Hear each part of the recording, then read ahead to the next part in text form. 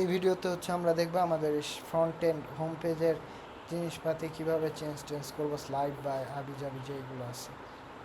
ধরেন এই যে স্লাইডটা চেঞ্জ করবো, এই যে এডিট উইথ এলিমেন্ট এখানে ক্লিক করবো জাস্ট।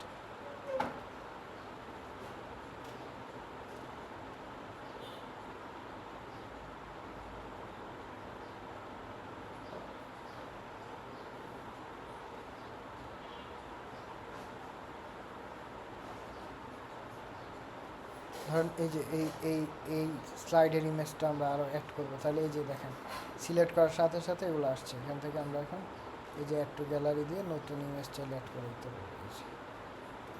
যত ইচ্ছা ইমেজ অ্যাড করতে পারবো। যদি চাই এটা রিমুভ করে দিতে, এই যে রিমুভ করে সাইজগুলো ঠিক করতে হবে, ঠিক সাইজে দিলে তখন স্লাইডে আসবে। এটা গেল স্লাইডের। আর ক্যাটাগরি ইমেজ তো সিম্পলি, যেখানে ক্যাটাগরি ইমেজ চেঞ্জ করতে চাইলে যে কোনো ক্যাটাগরি সিলেক্ট করে চেঞ্জ হবে। এভাবে নাম চেঞ্জ করতে চাইলে যেখান থেকে টিপ দিলে এই যে টাইটেল চেঞ্জ হবে।